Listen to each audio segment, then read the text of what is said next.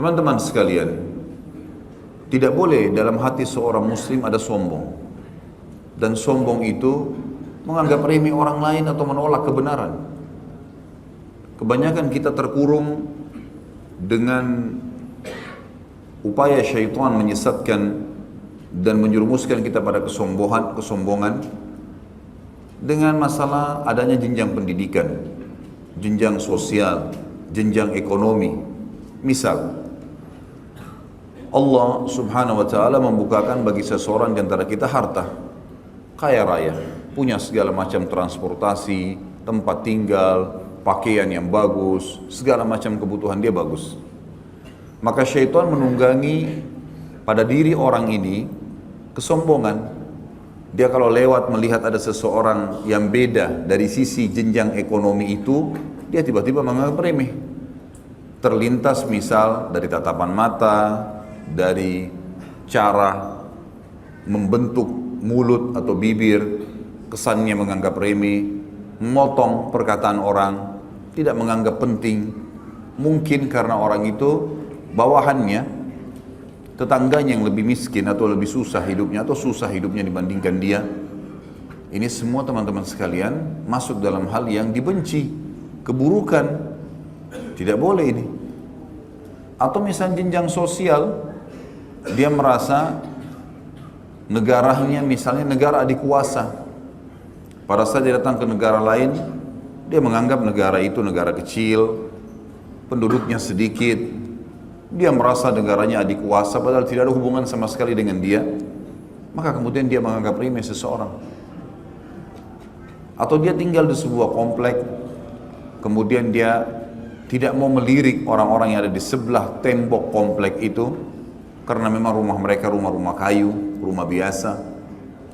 Atau mungkin dia melihat seseorang yang mengumpulkan sampah di jalan dengan pakaian yang kotor, mungkin hanya berharap orang ini mengeluarkan duit 10 ribu, 20 ribu rupiah untuk diberikan agar dia bisa makan.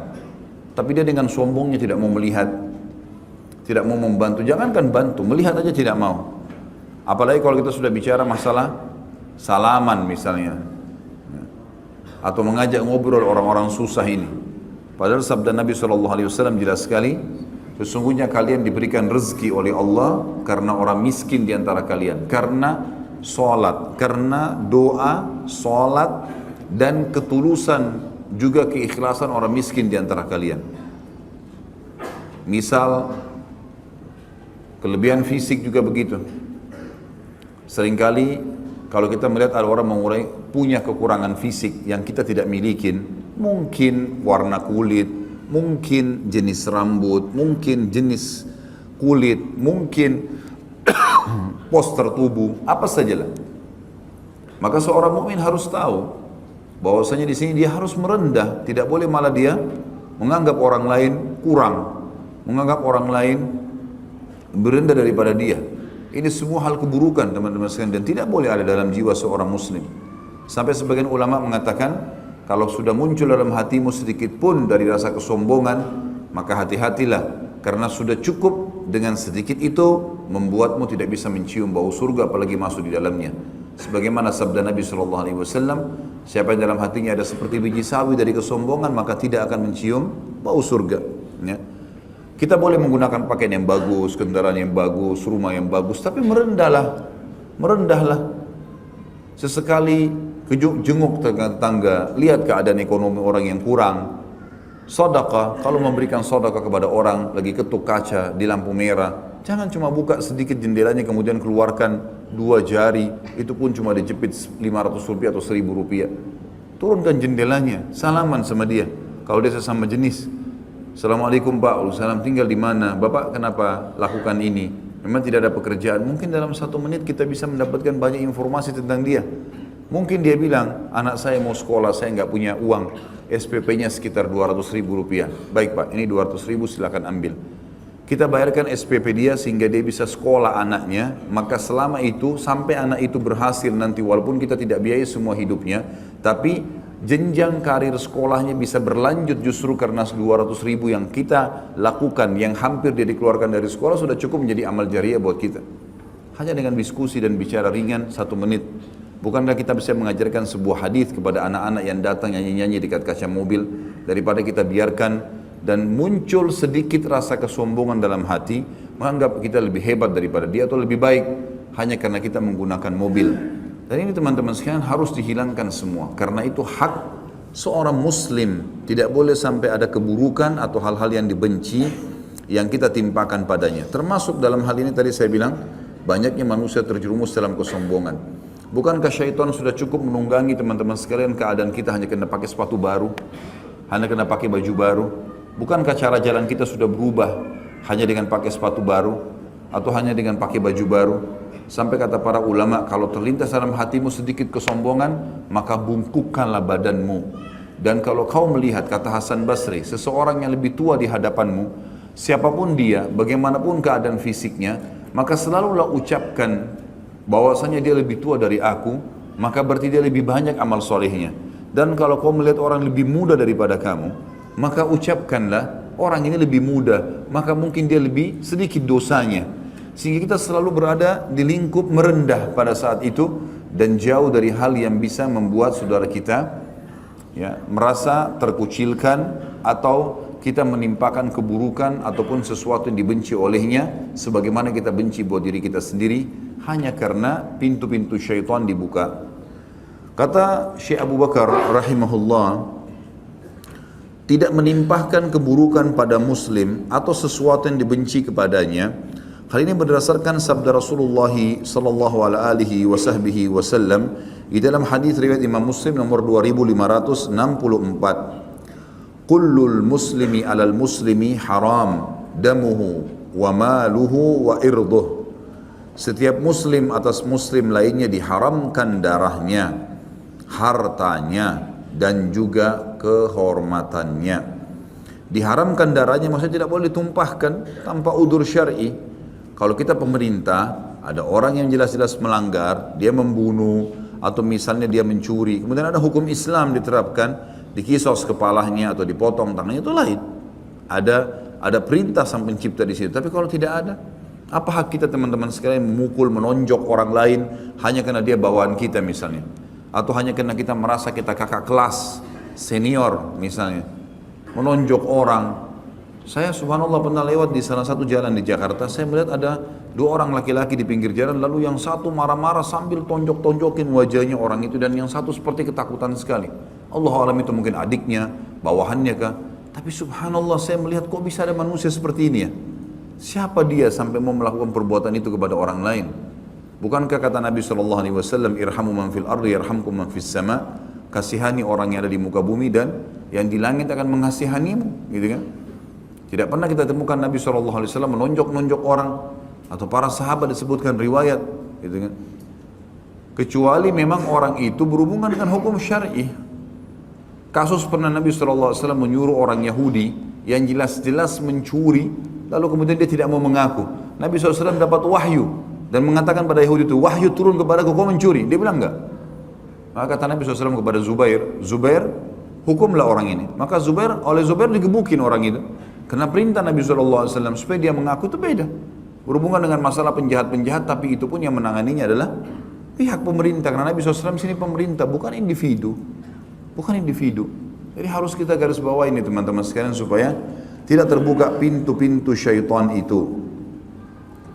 Diharamkan darahnya, diharamkan hartanya, tidak boleh menipunya, tidak boleh utang dengan dia tidak mau bayar. Haram semuanya. Percuma biar antum mengambil miliaran rupiah karena manipulasi data, atau karena utang sama seseorang muslim, atau misal menjadikan dia sebagai target untuk ditipu. Kita ajak dia berbisnis lalu kemudian sudah tahu kita akan menipunya, sengaja kita memanipulasi keadaan. Ini semua haram hukumnya, dan tidak ada manfaatnya harta itu, dipastikan akan berbahaya buat si penipu. Ini maksudnya diharamkan hartanya. Dan juga diharamkan kehormatannya, nggak boleh diganggu istrinya, nggak boleh diganggu anaknya, nggak boleh dirusak namanya dengan gunjing, ghibah. Termasuk sekarang luar biasa media-media kita ini menggunjing sesama muslim. Setiap hari ada saja toko yang menjadi target. Sama masalah sama suami istri, masalah sama istrinya, masalah sama suaminya, masalah sama anaknya. masalah sama pembantunya, masalah sama kerjaannya, segala macam dikorek-korek. Sampai kadang-kadang sengaja dipasang kamera tersembunyi untuk mencari aibnya orang lain. Ini mencoreng kehormatan dan dalam Islam tidak ada itu. Tidak ada sama sekali. Kalau kita melihat aib dari seorang muslim, tugas kita adalah menutupi aib tersebut. Kata Nabi SAW, "Man satara musliman fid dunya, satarahullahu yaumal qiyamah." Siapa yang menutupi aib seorang muslim di dunia, Allah akan tutupi aibnya pada hari kiamat. Dalil yang kedua adalah hadis Nabi SAW, riwayat Imam Ahmad nomor 22.555 dan Abu Daud nomor 5.004 dengan sanad yang sahih. La yahillu li muslimin an yurawwi'a musliman. Seorang muslim tidak boleh menakut-nakuti muslim yang lain. Boleh sama sekali. Pernah ada seorang sahabat, teman-teman sekalian, bawa pedangnya nggak di ngapa-ngapain, cuma dipasang di pinggangnya saja, tapi tidak punya sarung pedang itu, sehingga kalau ada orang yang berpapasan mungkin bisa kena. Di pasar Madinah, waktu baginda Nabi SAW melihat, beliau mengatakan, beritahukan kepada orang itu agar membungkus pedangnya, agar jangan sampai dia menyakiti saudaranya muslim. Padahal dia nggak niat apa-apa. Dia nggak niat apa-apa. Teman-teman, antum lagi bawa barang, tahu ini barang kalau ditaruh di motor mungkin bisa ganggu orang lain di sebelah, bisa berbahaya, lalu ugal-ugalan. Nggak bisa ini, nggak bisa. Antum bawa barang ya hati-hatilah, jangan sampai menyakiti orang lain. Ya. Ada orang subhanallah kadang-kadang sudah salah, dia yang marah-marah. Ini luar biasa ini. Ya, ini dalam bahasa Arab dikatakan akhashafan wa su'akila. Dua keburukan bersatu dalam satu perbuatan. Orang-orang Arab dulu, kalau seandainya ada penjual kurma, kurmanya yang dipajang bagus, kemudian pada saat dibungkusin orang lain kurma yang buruk, khasaf namanya, kurma yang kering, gitu kan. Kemudian pada saat ditimbang kurang lagi timbangannya, maka dua keburukan, sudah kurmanya buruk, kemudian timbangannya lagi kurang. Maka ini ditarik dalam semua perilaku yang seperti itu. Sudah mau utang sama orang, kemudian dia menggunakan intimidasi, mau minta tolong sama seseorang, tapi minta tolongnya dengan kasar, dan seterusnya. Ini semua tidak boleh, teman-teman sekalian. Atau dia salah, dia yang marah-marah, gitu kan. Saya sering lihat di Indonesia ini ada beberapa kejadian. Kayak misal kita lagi jalan, kemudian kita lagi jalan ada orang yang datang nabrak, gitu kan. Jelas-jelas dia yang salah. Loh, yang ditabrak malah dikeroyokin. Kok jadi terbalik ini? Mungkin hanya karena dia pakai mobil, ini yang nabrak pakai motor. Nggak bisa, saudara. Salah ya salah. Orang yang jatuh pakai motor, kenapa kamu nabrak?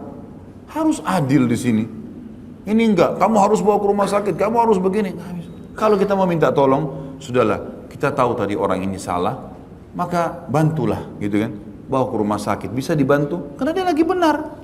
Nggak boleh spontan karena orang pakai mobil lalu kemudian kita main salahin orang, nggak bisa ini, gitu kan. Saya pernah mengalami keadaan, pernah saya jalan satu kali pakai mobil, ada orang entah dari mana, tiba-tiba dari belakang saya jalan tidak ada salah, terus nabrak mobil itu. Mobil itu saya parkir ke sebelah, tiba-tiba ada orang datang, kemudian mengatakan, Pak ini Pak, dia kenapa ditabrak, kenapa begini, ribut. Orang ini nggak ada hubungannya sama sekali, nggak ada hubungannya. Terus saya bilang, ada apa Bapak, kenapa marah-marah? Dia bilang, Bapak ini tabrak. Enggak, saya nggak nabrak. Mobil saya di depan, orang ini di belakang, gitu kan? Tetap aja dia ngotot dengan beberapa temannya. Saya berpegang pada kebenaran. Saya akan bawa orang ini ke rumah sakit, saya akan obatin. Tapi bukan saya yang salah. Akhirnya saya berdirikan orang itu, saya tanya, Bapak yang salah siapa? Saya atau Bapak? Saya Pak. Baik, sampaikan ke mereka, gitu kan? Saya akan bantu. Tetapi kalau saya disalahkan nggak bisa ini. Ini sudah dua keburukan, nggak boleh. Itu kan berarti merusak kehormatan seorang muslim. Gimana caranya orang tidak salah lalu disalahin, gitu kan? Gak mungkin ini teman-teman sekalian. Kita harus adil. Tapi kalau orang itu salah wajar kita ingatkan, ingkar mungkar pada tempatnya. Ya. Ini sebuah tradisi yang saya lihat kayak jadi sudah biasa. Sampai ada orang menjadikan itu sebagai kebiasaan untuk mendapatkan duit. Sengaja dia tabrakin. Dia nggak ada duit, dia tabrakin motornya ke orang lain. Kemudian akhirnya dia minta untuk dibawa ke rumah sakit dan dikasih duit. La haula wala quwata illa billah. Uang ini haram teman-teman sekalian. Haram ini. Gimana caranya? Mau ngambil dengan cara begitu? Kan gitu. Ini luar biasa. Ini harus diperbaikin. Dan ini semuanya hukumnya haram dan tidak boleh menakut-nakuti seorang muslim diharamkan oleh Nabi SAW. Kemudian juga dikatakan oleh Nabi SAW di dalam hadis yang lain, diriwayatkan Imam Ahmad, dan di sanadnya ada kelemahan, tetapi Syekh Abu Bakar rahimahullah mengangkat hadis ini karena dia tidak bentrok dengan hadis-hadis yang sahih, bahkan bisa jalan atau semakna, sejalan atau semakna. Kata Nabi SAW, la yahillu li muslimin an yushira ila akhihi binadratin tu'zi. Seorang muslim tidak boleh mengisyaratkan kepada saudaranya sesama muslim dengan pandangan yang menyakitinya. Tadi pandangan sinis, ya, menganggap remeh dari tatapan matanya, gitu kan. Ini semua teman-teman tidak boleh sama sekali. Ingat, siapapun yang menganggap remeh orang lain, teman-teman, hati-hati, keadaan orang itu bisa berpindah pada antum. Hati-hati. Dalam sebuah kisah disebutkan seorang salafil ummah pernah cerita dari kalangan tabi'in. Dia bilang, saya masuk ke masjid, saya temukan ada orang lagi sholat, dan orang itu khusyuk sekali sholatnya di pojok masjid. Sujudnya, rukunya, bacaannya luar biasa. Terlintas di hati saya perkataan, dan saya mengiyakan terlintasan itu. Oh, orang itu kayaknya riya, karena orang itu pas lagi sujud nangis. Lalu terlintas, dia bilang di hati saya mengatakan orang ini kayaknya riya. Dia bilang, gara-gara perkataan itu Allah mengharamkan saya menangis sebulan. Padahal orang ini tadinya suka nangis karena Allah. Dia bilang hanya terlintas di hati saya begitu dan saya mengiyakan, maka akhirnya saya terharamkan dari menangis sebulan. Kalau masih ingat statement Umar radhiyallahu anhu yang berkata, saya khawatir kalau melihat seorang wanita hamil lewat di hadapanku, lalu aku berkata, ih, besar ya perutnya, maka Allah membuat aku hamil. Statement ini mungkin sedikit ada seakan-akan lucu, tapi sebenarnya ini statement keimanan, di mana Umar mengatakan khawatir kalau ada penganggap remeh terhadap seorang muslim yang lain, sudah cukup Allah pindahkan masalah itu. Banyak di antara salaful ummah mengatakan tidak ada seseorang yang menganggap remeh orang lain, bahkan itu terjadi pada musuh sekalipun, kecuali Allah Subhanahu wa taala akan membalik keadaan. Kisah perang Hunain, Nabi SAW ada pasukan muslimin di atas 10.000 orang, lebih besar daripada pasukan kafir. Pertama kali pasukan muslim lebih banyak daripada pasukan kafir. Muncul di diri beberapa sahabat nganggap remeh, oh musuh, gampang kita kalahin. Maka yang terjadi, muslimin dikalahkan pada saat itu. Di awal peperangan dikalahkan. Makanya Nabi SAW membaca doa, minta dilindungi dari syamatatil a'da. Syamatatil a'da, syamata adalah menganggap remeh orang lain. A'da musuh. Nggak boleh kita anggap remeh, teman-teman sekalian. Walaupun itu musuh kita. Apalagi kalau cuma saingan kerja, apalagi cuma sekedar saingan di komplek, saingan di yayasan, saingan di masjid. Apa urusannya? Apa hubungannya kita menganggap remeh orang lain? Itu hukumnya haram, tidak dibolehkan. Ingat, menganggap remeh orang lain bisa pindah keadaannya ke kita. Nah, itu banyak sekali contoh-contoh berhubungan dengan masalah ini. Maka merendahlah teman-teman sekalian. Makin merendah, kata Nabi SAW, man tawadha'a lillah rafa'ahu Allah. Siapa yang makin merendah di jalan Allah, Allah akan tinggikan derajatnya. Kan gitu. Jadi kita harus jagain. Kita harus jagain. Dikatakan juga dalam hadis yang lain, hadis diriwayatkan Imam Bukhari nomor 10 dan Imam Muslim nomor 40. Kata Nabi SAW, al-muslimu man salimal muslimuna min lisanihi wa yadihi. Seorang muslim yang sejati adalah yang mana kaum muslimin lainnya selamat dari keburukan lisan dan tangannya. Ibnu Abbas berkata, Ibnu Mas'ud berkata, teman-teman sekalian, tidak ada sesuatu yang harus dipuasakan dan dipenjarakan paling lama dibandingkan lisan seseorang. Ini penjara boleh tonton. Bicara emas saja, nasihat, tanya kabar, ilmu pengetahuan, yang lain diam. Jangan ucapkan yang tidak bermanfaat. Karena ucapan ada pertanggungjawaban. Beda dengan kita mendengar. Makanya Syurahbil Asy-Syu'bi rahimahullah berkata, saya belajar dari seseorang yang belajar di majelis saya. Aturan di majelis saya bertahun-tahun gak pernah ngomong orang itu. Lalu saya tanya dan saya terus mengulangi pengalaman itu. Saya sudah diskusi sama orang itu. Saya tanya, hai fulan, kenapa kau sudah bertahun-tahun ikut majelis saya gak pernah bicara? Dia bilang, orang itu bilang, saya dengar, maka saya dapat manfaat. Dan pendengaran seseorang yang dia dengar hanya untuk dirinya, nggak ada masalahnya sama orang. baik saya terima, buruk saya tolak. Dan bagian seseorang dari lisannya adalah untuk orang lain. Kalau salah, dia harus memperbaikinya. Dan itu tidak gampang. Maka saya dengar, saya aman. Dan saya diam, saya juga aman. Artinya, saya tanya sesuatu yang bermanfaat ya. Tapi kalau untuk hal yang tidak penting, untuk nunjukin di majelis ilmu kalau saya pintar, ini pertanyaan saya. Untuk apa teman-teman? Gak cium bau surga itu. Antum sudah paham, alhamdulillah pulang amalkan. Begitu orang mukmin. Jadi manfaat buat kita. Gak akan ada manfaatnya kalau dipakai untuk bersombong-sombong, untuk pamer sama orang. Gak ada manfaatnya. Gak ada manfaatnya. Makanya Allah Subhanahu Wa Taala menonjolkan sebagian orang yang bisa menjadi pelajaran siapa yang paling ikhlas di antara mereka, siapa yang paling tulus, siapa yang memang mengejar akhirat, siapa yang selalu sangka baik dengan saudaranya muslim. Allah tonjolkan dia. Tapi kalau orang ini mau menjatuhkan sana sini, cuma mau cari ketenaran, cuma A, B, C, D, kita akan temukan orang ini cuma sebentar. Waktu Imam Malik rahimahullah menulis kitab Muwatta, beliau pengen tulis dan beliau bilang sama murid-muridnya, murid-muridnya bilang, hai Imam, hadis yang anda sampaikan tiap hari mulia sekali. Sampai ulama hadis mencap, mengatakan sanad hadis yang emas adalah sanadnya Imam Malik dari Nafi'. Nafi' ini adalah mantan budaknya Abdullah bin Umar. Dari Abdullah bin Umar dari Rasulullah SAW. Ini sanad emas. Kalau ini ada, pasti hadisnya sahih. Karena Imam Malik dengar langsung dari Nafi'. Nafi' adalah budaknya Abdullah bin Umar dan tinggal sama Abdullah bin Umar. Belajar semua. Dan ini ulama besarnya tabi'in. Dan Abdullah bin Umar dari Nabi SAW. Maka beliau, waktu murid-muridnya bilang, hai Imam, kayaknya mesti anda tulis nih. Hadisnya kita dengar semua, tidak semuanya kita hafal. Kata Imam Malik, bagilah, tulis. Dikasih nama Muwatta, kitab Muwatta. Waktu orang-orang yang selevel sama Imam Malik, yang pada saat itu dikenal juga sebagai ulama, sebagai da'i, banyak taklimnya segala macam, berlumba-lumba dengar Imam Malik tulis hadis, muncul ide tulis juga buku hadis. Mereka berlumba-lumba tulis, mereka namakan juga kitabnya Muwatta. Sampai waktu itu teman-teman ada ratusan Muwatta, ratusan kitab hadis namanya Muwatta. Mereka nggak namakan buku lain ya, curi idenya Imam Malik. Murid-muridnya Imam Malik tanya, hai Imam, bagaimana pendapat anda?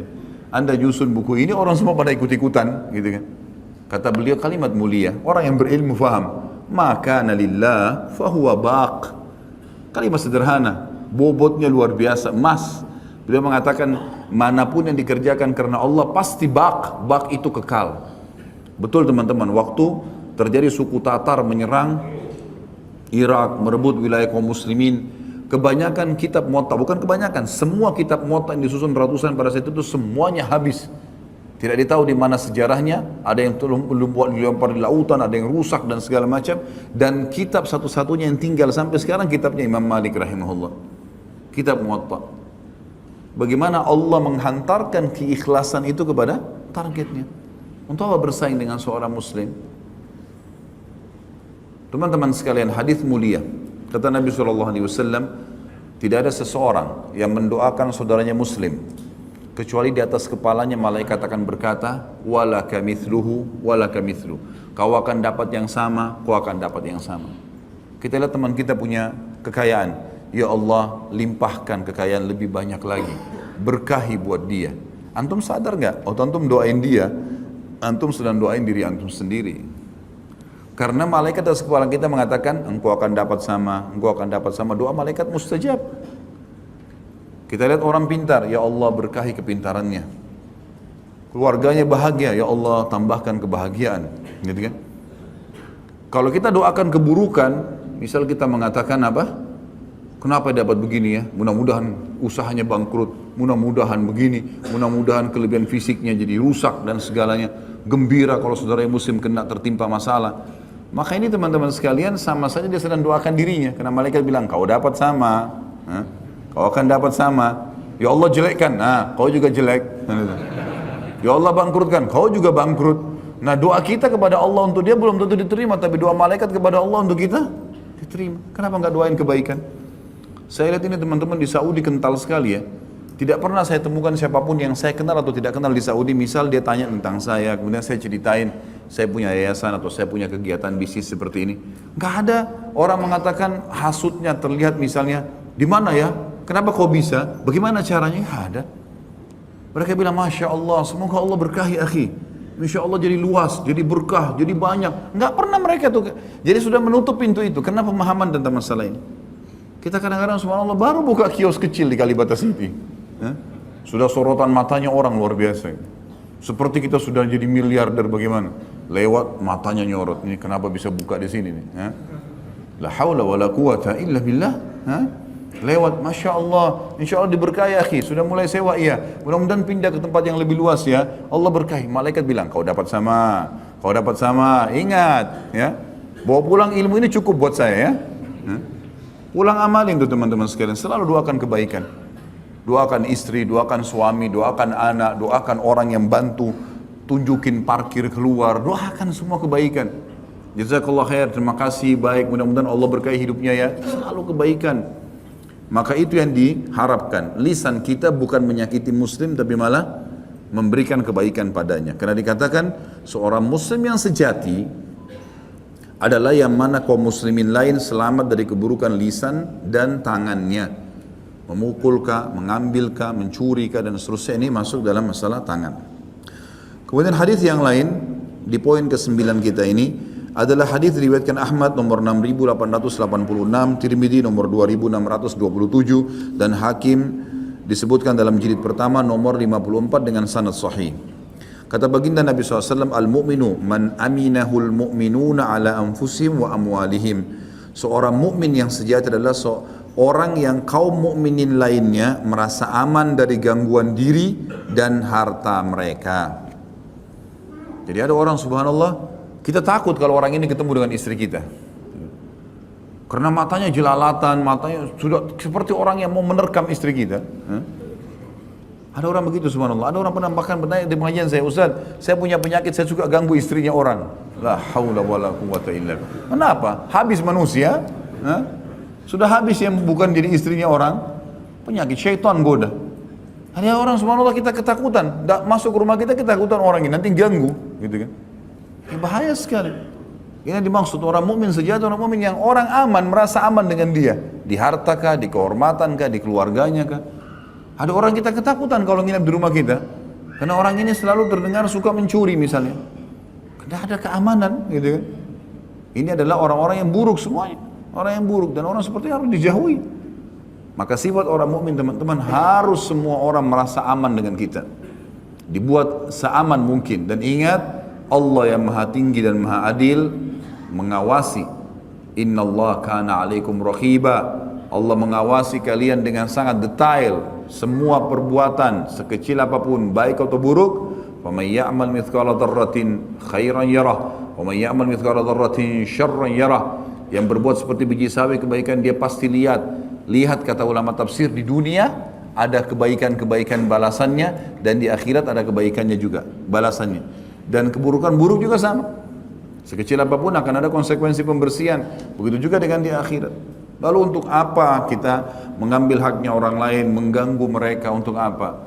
Nah, ini hak seorang muslim harus dijaga, saudaraku seiman. Siapapun dia, yang penting dia muslim. Jangan anggap remeh fisik orang. Kadang-kadang subhanallah tadi saya bilang jenjang pendidikan, kekayaan, sosial membuat kita merasa lebih hebat dari orang lain. Mungkin ada seorang pengurus masjid teman-teman sekalian, tidak ada sekolahnya, nggak ada sekolah, ijazah SD-nya pun tidak ada. Tapi tiap hari Masya Allah azan urus masjid itu lebih afdal daripada ana dan antum. Lebih afdal tiap hari ngurus rumahnya Allah, demi Allah urus masjid ini dan masjid lain teman-teman lebih mulia daripada urus Istana Merdeka. Ini rumahnya Allah, itu rumahnya itu siapa? Semua jabatan manusia. Ini rumahnya Allah, walaupun musola kecil itu orang lebih mulia. Berapa banyak orang di antara kita menganggap remeh orang-orang seperti ini? Mungkin dia pintar, sekolah di Jakarta, S2, S3, mungkin sudah profesor. Orang tuanya di kampung cuma urus perkebunan dan pertanian, tidak ngerti apa-apa. Dia pulang kampung karena dia sudah biasa dengan bahasa-bahasa, ya, kosakata akademik. Maka akhirnya dia ketemu sama orang tuanya ngomong apa adanya, tidak ada pendidikannya. Lalu muncul perasaan menganggap remeh. Ini gimana caranya teman-teman sekalian? Gimana caranya kita merasa seperti ini? Ini semua harus dihilangkan. Ini harus dihilangkan dan kita harus menjadi orang mukmin yang menghormati orang lain. Yang ke-10, rendah hati dan tidak menyombongkan diri kepadanya serta tidak membangunkannya dari tempat duduknya. untuk kemudian mendudukinya. Hal ini berdasarkan firman Allah Subhanahu wa taala dalam surah Luqman ayat 18. A'udzu billahi minasyaitonir rajim wa la tusa'ir khaddaka lin-nasi wa la tamshi fil ardi maraha innallaha la yuhibbu kulla mukhtalin fakhur. Dan jangan engkau memalingkan mukamu dari manusia karena sombong dengan menganggap remeh, bicara enggak melihat. Dan jangan kamu berjalan di muka bumi dengan angkuh, ya. Angkuh ini masuk dalamnya perilaku, perkataan, gerak-gerik, bahasa tubuh, semuanya kalau membawa pada kesombongan diistilahkan dengan angkuh, ya. Sesungguhnya Allah tidak menyukai orang yang sombong lagi membanggakan diri. Dalam sabda Nabi SAW di dalam hadis riwayat Abu Daud nomor 4895, Ibnu Majah 4179 dengan sanad sahih. Kata Nabi SAW, Inna Allah Ta'ala awha ilayya an tawada'u hatta la yafkhara ahadun ala ahad. Sesungguhnya Allah telah mewahyukan secara khusus kepadaku agar kalian bersikap rendah hati sehingga tidak ada seorang pun yang membanggakan diri terhadap orang lain. Ini perintah Nabi SAW, wahyu dari Allah langsung disuruh itu. Raja, pencipta, pemilik langit dan bumi yang memerintahkan itu. Jangan sombong. Kita tidak bakal bisa mencapai gunung yang besar, kita juga tidak bisa buat apa-apa. Kadang-kadang subhanallah orang naik motor, suaranya ribut. Dia balap, kadang-kadang di depan rumah saya gitu, karena di pinggir jalan, balap, wah ribut. Terus saya berpikir, habis itu apa? 10 meter, 20 meter suaranya ribut itu, sudah ganggu orang, bensinnya banyak yang terpakai. Iya kalau tiba-tiba nggak mogok motornya. Gitu. Gak ada apa gunanya, sombong dengan 10 meter itu untuk apa? Apa yang mau disombongin itu? Ribut dengan itu, tunjukin kehebatan. Lewat di sebelah, ngapain ngomongin? Untuk apa ini? Nunjukin kalau saya hebat. Terus ternyata orang yang sedang ditantang ini mungkin ahli bela diri, bisa dipatahin lehernya dia. Apa itu apa? Saya kadang-kadang lihat subhanallah ada orang sengaja ganti knalpotnya. Untuk apa ganti knalpot teman-teman sekalian? Buang-buang duit untuk apa? Ribut, ganggu orang, gak enak dengarnya. Dan itu pasti membawa pada kesombongan, tidak bisa dikatakan tidak. Susah. Karena sudah ribut pasti tujuannya untuk pamerin sama orang. Bukan, pamerin kekuatan tuh depan musuh di sana di Israel. Nah itu otot-otot memperlihatkan di sana. Ribut suara di situ di medan perang. Sahabat itu kalau ngomong satu sama yang lain sampai hampir tidak terdengar di antara mereka. Kena lembutnya, tapi di kancah peperangan suara mereka bisa membuat musuh-musuh pada takut. Itu laki-laki yang jantan, gitu kan? Bukan pamer-pamer depannya orang. Gitu. Ada orang subhanallah rumah tangga istrinya jadi bahan tempat, ya praktek. Sebentar memar di kiri, sebentar benjol kepala, sebentar ditarik rambutnya, sebentar ditendang. Ya akhi, otot kamu itu bukan untuk perempuan. Sana di medan perang, gitu. Bukan di rumah ini. Anaknya dipukulin ini segala macam. Padahal mungkin kalau di luar pengecut nih orang. Ada semua gunanya ini. Ya. Baik, saya akan bacakan dalil selanjutnya baru kemudian kita azan. Diangkat di sini sabda Nabi SAW dalam hadis yang sahih diriwayatkan Imam Muslim nomor 2588, ma tawadha ahadun lillahi illa rafa'ahu Allah Ta'ala. Tidaklah seseorang berendah hati karena Allah, melainkan Allah Ta'ala akan meninggikan martabatnya. Lain dari itu, karena telah ada contoh dari Rasulullah SAW tentang rendah hati beliau terhadap kaum mukminin, kaum muslimin, walaupun beliau adalah penghulu para rasul, dan beliau tidak congkak serta tidak sombong sehingga beliau tetap berkenan untuk berjalan bersama para janda, fakir miskin, dan memenuhi kebutuhan-kebutuhan mereka. Bahkan dalam satu doanya beliau mengucapkan, Allahumma ahini miskinan wa amitni miskinan wahsyurni fi zumratil masakin. Hadis ini sahih diriwayatkan Ibnu Majah nomor 4126 dan juga Al-Hakim di jilid 4 nomor 358. Ya Allah, hidupkanlah aku dalam keadaan miskin. Maksudnya seperti keadaan orang-orang yang miskin. Bukan Nabi minta supaya miskin hidupnya. Yang dimaksud adalah supaya saya bisa merasakan keadaan orang-orang miskin itu. Dan matikanlah aku dalam keadaan seperti mereka. Orang miskin itu biasanya tulus sekali, ikhlas, hilang barangnya gitu. Saya kemarin naik, satu orang mengantar saya naik ojek gitu kan, saya lagi jalan, terus dia cerita saya lagi jalan, terus dia bilang sama saya, kebetulan saya bawa koper, jadi agak berat gitu kan, terus saya bilang, Pak biar saya yang bawa motornya, Bapak yang pegangin koper. Loh kok bisa Pak? Ya nggak apa-apa, Bapak ajak aja, anggap aja saya yang ngojek gitu kan, ketawa dia gitu. Lalu dia di belakang saya Sementara dia pegang koper saya di belakang, karena dia agak kecil badannya, maka beliau mengatakan pada saya, ini motor saya baru hilang kemarin gitu. Kemudian saya baru cicil 2 tahun, ini padahal sudah setengah mati, ya hilang. Terus bahasa terakhirnya itu yang sambil pelajaran, dia bilang apa? Tapi ya sudahlah, saya ikhlaskan. Dan sekarang ini keluarga saya cicilkan saya motor ini Pak. Saya berpikir, subhanallah ya, beratnya motor itu bagi dia mungkin 12-13 juta. Bukan dengan seperti sebagian orang yang Masya Allah mau gonta-ganti mobil bisa. Itu berat, tapi dia bisa dengan mudah mengikhlaskan. Itu keadaan orang miskin biasanya begitu. Jadi mereka gampang, lebih dekat dengan keikhlasan. Itu yang dimaksud di sini. Dan himpunkanlah aku bersama golongan orang-orang miskin. Yang terakhir teman-teman sekalian adalah hadis Nabi SAW. Hadis ini diriwayatkan Bukhari nomor 6269 dan Muslim 2177. Kata Nabi SAW, la yuqimanna ahadukum rajulan min majlisi thumma yajlisu fi walakin tawassa'u wa tafassahu. Janganlah seseorang di antara kalian membangunkan seseorang dari tempat duduknya lalu dia menduduki tempatnya. Akan tapi lapangkanlah dan luaskanlah. Kalau mau masuk pamit baru masuk ke sebelah, gitu kan? Juga teman-teman jangan sampai kayak di masjid ada sudah dilowongkan tempat buat seseorang, jangan kita ambil. Emang sudah begitu.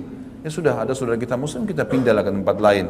Kalaupun kita mau maka lebarkanlah atau luaskanlah. Dalam riwayat yang dikatakan lunakkan pundak-pundak kalian untuk saudara kalian supaya bisa masuk dalam saf. Tapi kalau kita pindahkan orang lain hanya karena dia tukang sampah, hanya karena dia orang yang tidak dikenal di masjid itu, maka ini semua tidak dibenarkan. Allahu a'lam. Seperti biasa kita akan buka pertanyaan teman-teman sekalian setelah sholat ba'da isya. Subhanakallahumma wa bihamdika asyhadu an la ilaha illallah astaghfirullah wa atubu ilaik. Wassalamualaikum warahmatullahi wabarakatuh.